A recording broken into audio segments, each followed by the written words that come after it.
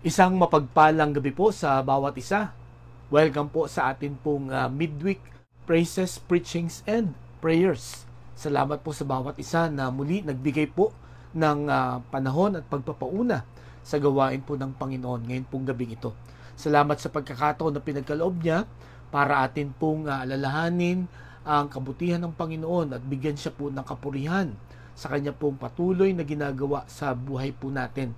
Salamat ulit sa pagkakataon din na tayo po ay makakapag-aral ng kanyang salita at may papanalangin natin ang kahilingan po ng bawat isa. Kumusta na po kayo? Nawa po ay patuloy na nararanasan natin ang kalakasan na nagbubuhat po sa ating Panginoon at kagalingan sa ating pong mga pangatawan. At nawa ngayon din pong gabi ay handa na po tayo para atin pong muling pakinggan, pag-aralan, at isagawa sa buhay natin ang salita ng Diyos na atin pong mapapakinggan ngayon pong gabi. Buksan na po natin ang ating mga Bibles sa Luke chapter 18 verses 1 to 8. Luke 18 verses 1 to 8. Ang sabi po dito, "Then Jesus told his disciples a parable to show them that they should always pray and not give up. He said, in a certain town there was a judge who neither feared God nor cared about men. And there was a widow in the town who kept coming to him with the plea, 'Grant me justice against my adversary.' For some time he refused, but finally he said to himself, 'Even though I don't fear God or care about men, yet because this widow keeps bothering me, I will see that she gets justice, so that she won't eventually wear me out with her coming.' And the Lord said, 'Listen to what the unjust judge says. And will not God bring about justice for his chosen ones, who cry out to him day and night? Will he keep putting them off? I tell you, he will see that they get justice, and quickly. However, when the Son of Man comes, will he find faith on the earth?'" Pagpalain po ng Panginoon ang pagkabasa ng kanyang salita, tayo po'y manalangin. Panginoon, salamat po sa gabing ito. Salamat sa patuloy na inyo pong pag-iingat sa amin, patuloy na pagkakaloob ng mga pangailangan, pagtugon sa amin pong mga panalangin.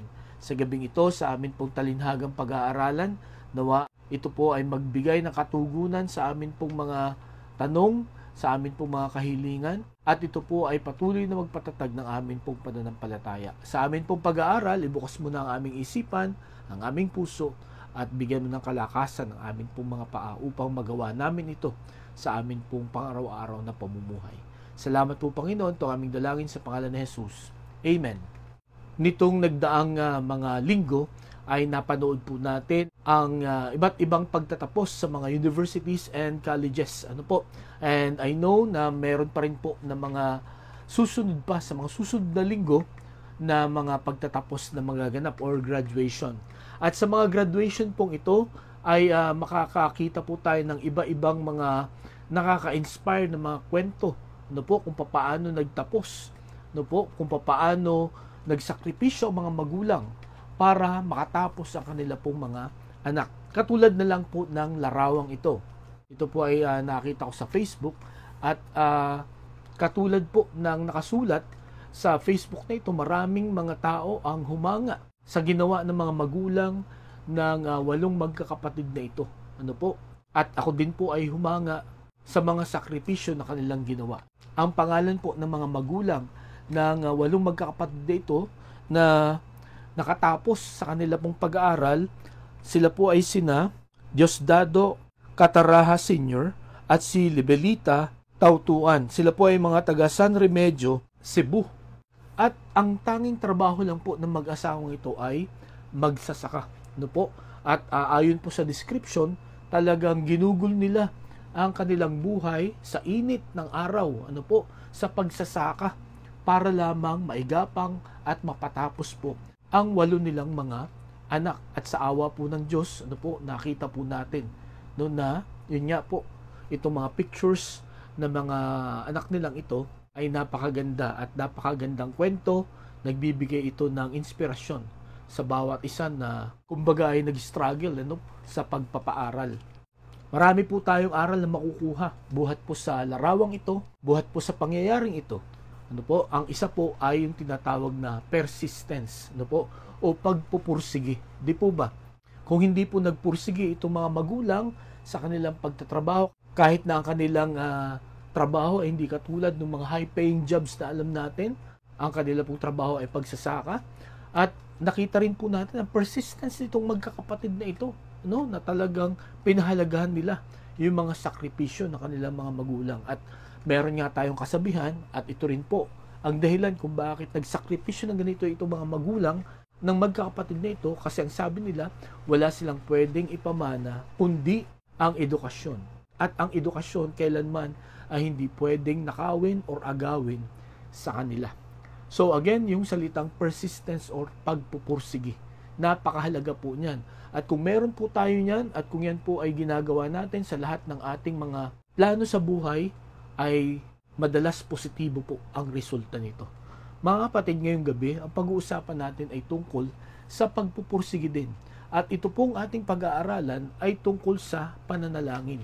Hindi ko po alam kung mag-a-agree kayo sa akin, pero isa po sa pinakamahirap gawin ay ang manalangin. Di po ba? Kailangan mong magpursige. Kailangan mong disiplinahin ang sarili mo sa pananalangin, sapagkat kung hindi mo gagawin ito, madalas ikaw ay makakatulog, madalas makakalimutan mo na ito, or kung sakali man na magkaroon ka ng oras, ay saglit ka lang mananalangin. Alam po natin na ang pananalangin ay pakikipag-usap sa Diyos. Ano po? Hindi lamang ito pagtawag, kundi pakikipag-usap. At alam po natin na gusto ng Panginoon na tayo pong lahat ay lagi makipag-usap sa Kanya. Lalo na kung ang ating pong relationship sa Panginoon ay lumalalim at tumitibay. No po? Ang isang manifestation ng matibay, malalim at matatag na relasyon ay through communication.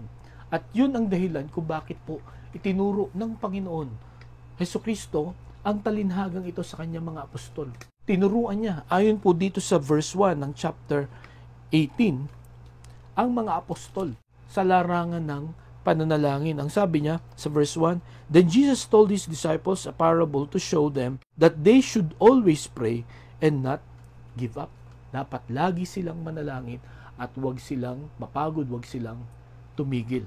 At nawa, itong itinuro ng Panginoon na ito, no po, itong mga lessons na makikita natin sa talinhagang ito, ay matutunan din po natin upang ang ating pong pakikipag-usap sa Panginoon ay magkaroon ng paglago at mas ma-enjoy po natin. No? Magkaroon tayo ng kagalakan at ito'y ating pahalagahan. Ito pong pananalangin or atin pong pakikipag-usap sa Panginoon. Ang pamagat po ng talinhaga na pag-aaralan po natin ngayong gabi ay the parable of the persistent widow and the unjust judge. Ano po? The parable of the persistent widow and the unjust judge. Ang talinhaga ng porsigidong balo at ng hindi makatarungang hukom. Kung oobserbahan po natin ang buhay ng Panginoong Hesukristo, at ito po ay naobserbahan ng mga apostol, ng kanyang mga disipulo, ng mga sumusunod sa kanya, napakahalaga sa Panginoong Hesukristo ang pananalangin. Ano po? Paggising pa lang sa umaga, ito ang una niyang ginagawa. Ano po? At bago siya matulog, bago siya magpahinga sa gabi, pagkatapos ng napakaraming mga activities na kanyang ginawa, ito po ang kanyang ginagawa. Siya po ay nananalangin. Siya ay pupunta sa isang lugar na walang sino man na makakaabala sa kanya. Ito po ay nagpapakita kung gaano kahalaga sa Panginoon ang kanyang oras sa kanyang Ama. Ngayong gabi mga kapatid, gaano kahalaga sa atin ang pananalangin?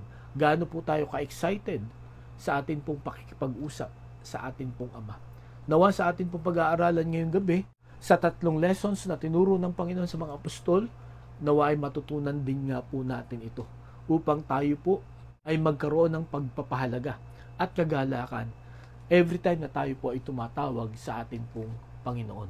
At katulad po ng balo dito po sa atin pong talinhaga, sa atin pong pananalangin, tayo po ay maging porsigido. Huwag tayong tumigil, huwag tayong magsawa, huwag tayong mag-alinlangan sa mga pangako ng atin pong Panginoon.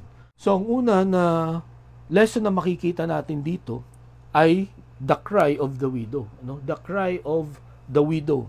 Ang iyak, ang panawagan ng balo. No? Ang sabi dito sa verse 2, he said, "In a certain town there was a judge who neither feared God nor cared about men. Verse 3, and there was a widow in the town who kept coming to him with the plea, grant me justice against my adversary. So, dito po makikita po natin yung dalawang characters dito sa talinhagang ito. Yung unjust judge at saka yung persistent widow. Na itong balo na ito, kinukulit niya parati itong hukom na ito sapagkat nakakaranas siya ng injustice. At sa panahon noon, talagang pagka nakakaranas ka ng kasamaan, ng kawalan ng hustisya, pwede kang magsumbong sa mga hukom. Kaso, itong hukom na ito, unjust nga siya, wala siyang pakialam. Makikita po natin dito na itong balo na ito ay parang wala na siyang pwedeng puntahan, wala nang pwedeng magtanggol sa kanya. Wala na siyang mapili, na magtatanggol sa kanya, kundi itong unjust judge na ito. Kaya lagi niyang kinukulit.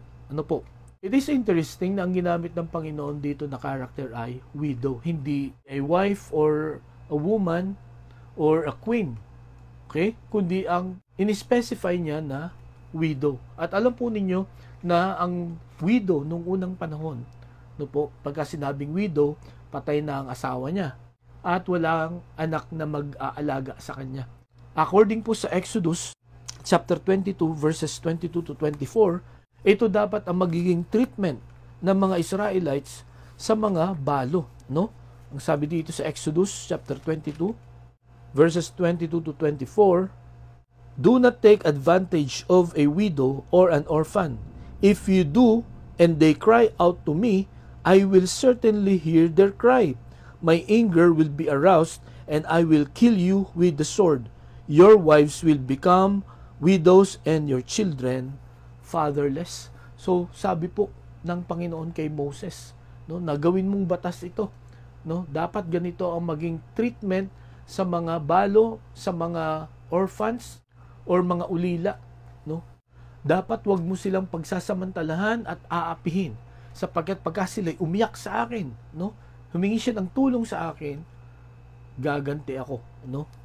Lahat ng umaapi sa kanila ay paparusahan ko. Yung kanilang mga asawa ay magiging balo din at yung kanilang mga anak ay magiging ulila din. Okay? Ano pa po ang sabi sa Psalm 68 verse 5? A father to the fatherless, a defender of widows is God in His holy dwelling.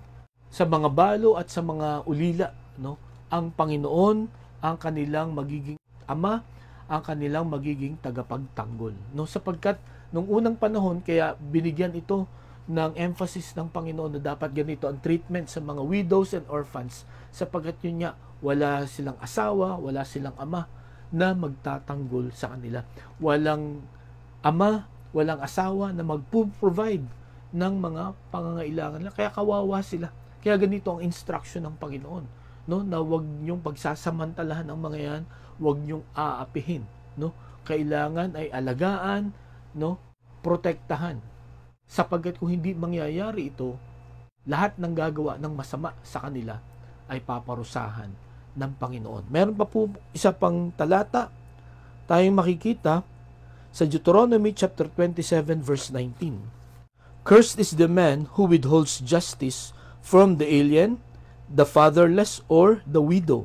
Then all the people shall say, Amen. Okay?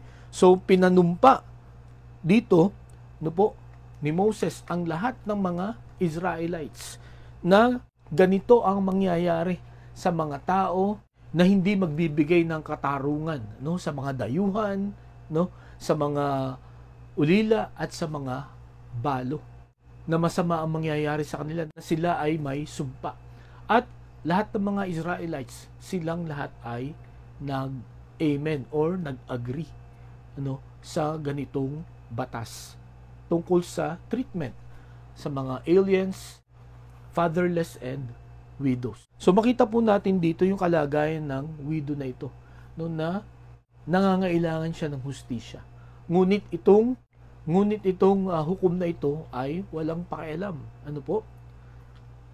At alam po ninyo, kung titingnan natin ang kondisyon ng balo na ito, ay ganito rin po ang kondisyon natin, no? Marami din tayo na nararanasan na injustices sa buhay na ito. Di po ba? Na-experience nyo na ba na kayo ay mapagbintangan, no? Na hindi nyo naman ginawa? Na-experience nyo na ba na kayo po ay na-chismis? Kayo po ay na-involve sa isang fake news? Ano po ang inyong nararamdaman pagka ganun? Or kung sakaling hindi pa, ano kaya ang inyong mararamdaman, ano ang inyong gagawin kung sakaling ma-involve po kayo sa ganung bagay? Ang sabi po ng Panginoon sa Proverbs 22 verse 8, kung tayo po ay nakakaranas ng injustice, katulad po ng mga balo na ito po ang sabi ng Panginoon. He who sows wickedness reaps trouble, and the rod of his fury will be destroyed. No? Yun pong salitang wickedness dyan, ang ibang translation po niyan ay injustice, no? So ang isang tao daw na naghahasik, no, ng kawalan ng katarungan or naghahasik ng kasamaan ay aani ng kaguluhan sa kanyang buhay. So mga kapatid, ito makikita natin, no, na gagawin ng Panginoon sa mga tao na inaapi, nakakaranas ng injustice sa buhay na ito. At ginamit niya, no, na halimbawa itong balo na ito para makita rin natin ang ating kalagayan na kung paano tutulungan, puprotektahan ng Panginoon ang balo na ito. Ganun din po tayo pagka tayo ay tumawag, tayo ay umiyak, tayo po ay humingi ng tulong sa atin pong Panginoon. Mga kapatid, ano po ang nararanasan natin ngayon pong gabing ito? Nakakaranas po ba tayo ng kasamaan, ng injustices sa atin pong buhay? Tumawag tayo sa Panginoon. Dito po, pinakita ng talinhagang ito na meron kang dapat tawagan pag nararanasan ka nito. Hindi kailangan na ikaw ay ang lumaban sapagkat hindi natin kaya. No? Meron tayong kailangang tawagan. Ang ginamit na halimbawa dito ng Panginoon na hiningan ng tulong ng kawawang balo na ito ay isang unjust judge. No? Hindi makatarungan na hukom. So, ang una na makikita po natin, the cry of the widow. No? Pangalawa na makikita po natin, the coldness of the unjust judge. No? The coldness of this judge. Or ang kawalan ng pakialam ng hukom na ito.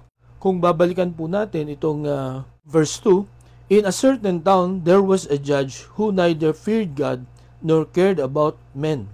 And then verse 4, for some time he refused, but finally he said to himself, even though I don't fear God or care about men, yet because the widow keeps bothering me, I will see that she gets justice so that she won't eventually wear me out with her coming. So makita po natin dito, no, itong hukom na ito, no, hindi siya natatakot sa Diyos, no, wala din siyang pakialam, no, or hindi rin siya concerned sa mga tao. Pinagtataka ko dito, bakit ito ay naging hukom pa kung wala naman siyang pakialam, no? According sa mga Bible scholars, itong hukom na ito ay corrupt, no? Kumbaga, ang kanyang pagkilos, ang kanyang pag-aasikaso ay depende sa laki ng bayad.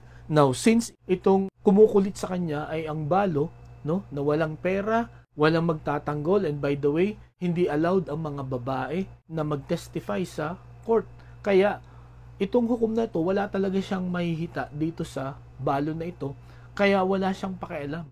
Ayaw niyang tanggapin kung ano man ang request or iniiyak or hinihiling ng balong ito. At sabi din ng mga Bible scholars na itong hukom na ito ay hindi Hudyo.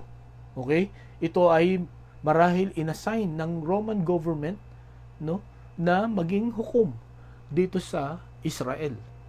Bakit po hindi siya Hudyo? Sapagkat ang Hudyo, alam nila ang batas, alam nila ang dapat gawin pagka ang may problema ay balo.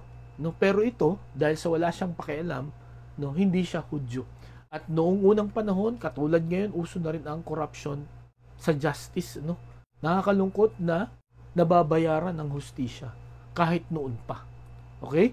Ngunit may ibang ginawa itong widow na ito. Kung bakit nagbago ang pananaw ng hukom na ito.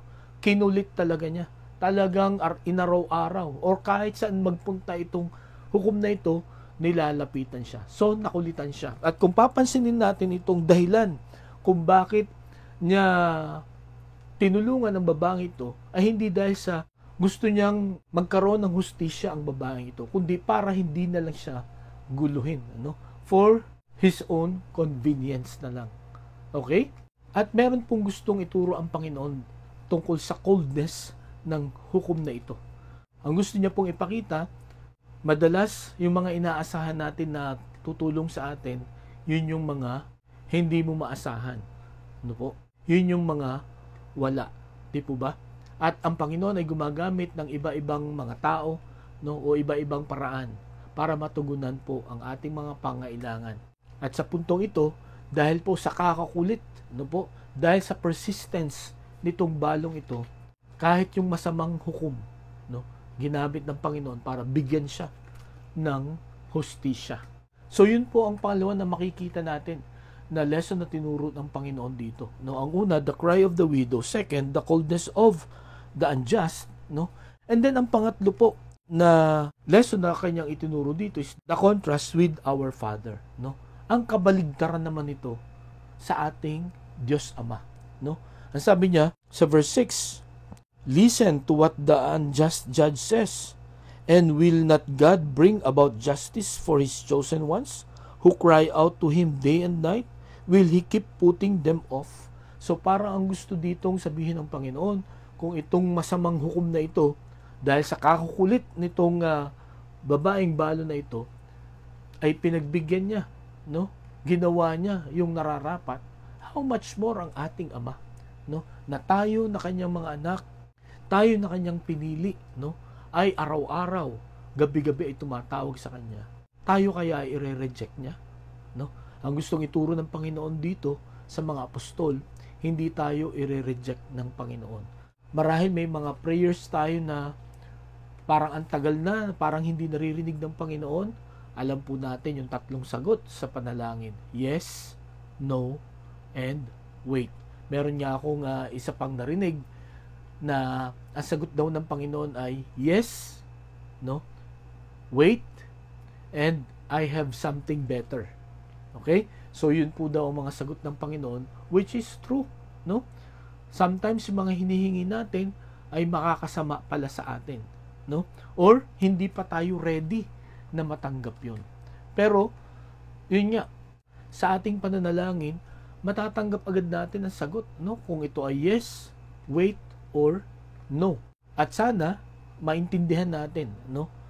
At huwag tayong magduda sa mga pangako ng Panginoon pagka no at wait ang kanyang sagot. Sapagkat again, yun ay kung ibibigay sa atin ay makakasama sa atin, no? Or hindi pa tayo ready, hindi natin yan mai-enjoy.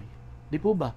So, nice pong ipakita ng Panginoong Hesukristo dito na kung yung masamang hukom na yon ay nakagawa ng mabuti, how much more ang Panginoon, no?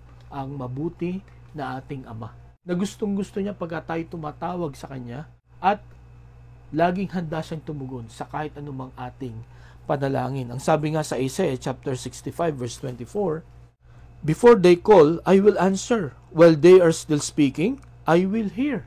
Okay, so ganito ang sabi ng Panginoon, ano? Bago pa sila tumawag, may sagot na ako or sasagot na ako. Habang sila ay nagsasalita, papakinggan ko. Okay? So ganito ang Panginoon. Ganito kabuti ang Diyos na atin pong sinasamba, ang atin pong tinatawagan. Ano po ang sabi sa 1 John chapter 5 verses 14 and 15? This is the confidence we have in approaching God, that if we ask anything according to His will, He hears us. And if we know that He hears us, whatever we ask, we know that we have what we ask of Him. So napakaganda po ng pangako na ito, no, na sinulat ni Juan. Ito daw yung lakas ng loob, no, or yung confidence natin sa atin pong paglapit, sa atin pong pagtawag sa Panginoon, na kung hihingin natin ang kalooban ng Panginoon or hilingin natin yung naaayon sa kalooban ng Panginoon, matatanggap po natin, no? Kaya alam nyo, nais ko pong pag-isipan natin, ano, paano ba tayo tumatawag sa Panginoon? Ano ba yung mga hinihingi natin? Ito ba ay kalooban natin o ito ay kalooban ng Panginoon? Ang sabi dito, kung ang hinihingi mo ay yung kalooban ng Panginoon, ibibigay agad yun ng Panginoon sa inyo. no? Kaya kung halimbawa may hinihingi tayo at hindi ibinibigay sa atin, magandang pag-isipan natin, ano po, baka hindi yun ang kalooban ng Diyos sa bawat isa. At pagka hindi yun kalooban ng Diyos, yung ating hinihingi, tayo po ay magpasalamat, no? Sapagkat pagka ibinigay ng Panginoon sa atin yung hindi niya kalooban, ano po mangyayari? Siguradong makakasama po yun sa atin. Kaya ang gusto po ituro ng Panginoon dito, kung yung masamang hukom pinagtsatsagaan nitong babaeng balo na ito, no? Sapagkat alam niya na matutulungan siya, how much more ang ating Diyos Ama na ang gusto niya tumawag tayo, no? Sapagkat yun nga, ang sabi po dito sa Isaiah 65, no? Bago pa tayo tumawag, may sagot na siya. Habang nagsasalita tayo, pinapakinggan na tayo. Di po ba? Nakakatuwa po. At salamat sapagkat ang nangako nito ay hindi ang presidente, no? Hindi politiko, hindi ang ating mga magulang, no? Sapagkat I'm sure marami na tayong hiningi ng tulong or tinawagan, madalas tayo po'y nabibigo. Pero sa Panginoon, no, sa Diyos Ama, pagkat tumawag tayo sa Kanya, and if we keep on calling, no, tayo po ay makakatanggap ng tugon, ng tulong. Okay? So, yun po ang pangatlo. Ang una, the cry of the widow. Second, the coldness of the unjust judge. Third, the contrast with the Father. And fourthly, no, apat pala po ito, apat na lesson, the challenge to the believers. No? The challenge to the believers. Ang hamon sa atin ng mga mananampalataya, ang hamon ng Panginoong Jesucristo sa mga apostles, no? Ang makikita po natin, we need to be committed to prayer. Dapat maging panuntunan natin sa buhay na laging tumawag sa Panginoon, makipag-usap sa Kanya, no? Kayo po ba ay committed sa iyong pananalangin? Lagi mo bang tinatawagan ang atin pong Panginoon? Ang sabi sa 1 Thessalonians chapter 5 verse 17, pray without ceasing, no? Hindi ibig sabihin na buong maghapon, buong magdamag, nandun ka lang sa kwarto mo, nakaluhod at nananalangin. Hindi po. Ang ibig sabihin po nun, ano, basta't may pagkakataon, you pray. Or, ang isa pang kahulugan po nun, pagka may schedule ka ng prayer time, wag mong kakaligtaan yun, no? Lagi mong bigyan ng oras yun. Lagi mong tanggalin ang mga bagay na aabala sa'yo sa prayer time na yun, no? Sapagkat alam niyo po, napakahalaga sa atin po mga mananampalataya ang koneksyon sa Panginoon, ang pakikipag-usap, ang pananalangin, sapagkat this is our source of power. Ito pong prayer. May kasabihan nga po tayo, no prayer, no power, less prayer, less power, but more prayer, more power. Okay? So, sa gabing ito, kung i-assess natin yung ating spiritual strength, no? Based sa atin pong pananalangin, gaano po tayo kalakas? No? Do we pray more or less or no prayer? Mga kapatid, ngayong gabi, we need to pray more. Kailangan natin ang lakas ng Panginoon. Okay? So, we need to be committed to prayer. Second, we need to be consistent in prayer. Lagi po tayong manalangin. Ano po? Ang isa pong practice na ginagawa ko, no, kahit nagda-drive ako, naglalaba, no, or anumang ginagawa ko po, no, basta't ako lang mag-isa, wala akong ibang kausap, I make sure na kinakausap ko po ang Panginoon. At alam niyo po, maraming mga instances sa buhay ko po sa paggawa ko nun, no, ay marami pong mga itinuturo sa akin ang Panginoon. Marami siyang pinaparealize, no, as I pray. So, nawa mga kapatid, matutunan din po natin na laging manalangin. And then ang pangatlo ay we need to be comforted by prayer, no? So sana ito maging source of strength natin, source of comfort, no, na we can pray anywhere and anytime, lalo na pagka mabigat na ang problema natin, nahihirapan tayo, no, sa ating po mga sitwasyon, no, sa ating pag-aaral, sa ating trabaho, sa ating relationships, no? Salamat sa panalangin, because you can do this anywhere, everywhere, anytime and every time. Hindi mo kailangang pumunta sa isang lugar, no, para manalangin, kundi ang Panginoon, no, kahit saan pwede mo po siyang tawagan. Kaya ngayong gabi mga kapatid, itong apat na lessons na itinuro ng Panginoon, buhat dito po sa alinhagang ito, Nawa ito po ay ating matutunan at maalaala. Ano po? At magawa natin sa atin pong buhay. Mahalaga po ang pananalangin. No po? Kaya sana po, tulad ng sabi niya dito po sa verse 1, no? Itinuro niya ang talinhagang ito para matutunan natin ang pananalangin at huwag tayo pong mag-give up. Kaya sa gabing ito, mga kapatid, ang aking panalangin, no po, sa aking sarili at maging sa bawat isa na nakikinig nito. Let us pray without ceasing. Let us keep on praying, and let us pray persistently. Tayo po'y manalangin. Salamat, Panginoon, sa inyong paalaala. Salamat sa inyong salita. Salamat po, Panginoon, sapagkat ikaw ang Diyos na nagtuturo sa amin kung ano ang mga dapat namin gawin upang mapagtagumpay namin ang mga pagsubok, upang malaman namin ang direksyon sa buhay na ito. Salamat sa pananalangin na inyong pinagkaloob na anytime pwede kaming tumawag sa inyo at anytime ay pwede mo kaming sagutin. Salamat po, nawa ito'y pahalagahan namin, ito po ay ma-enjoy namin ang pakipag-communicate sa inyo, Panginoon. Salamat po, tawing dalangin sa pangalan ni Jesus. Amen.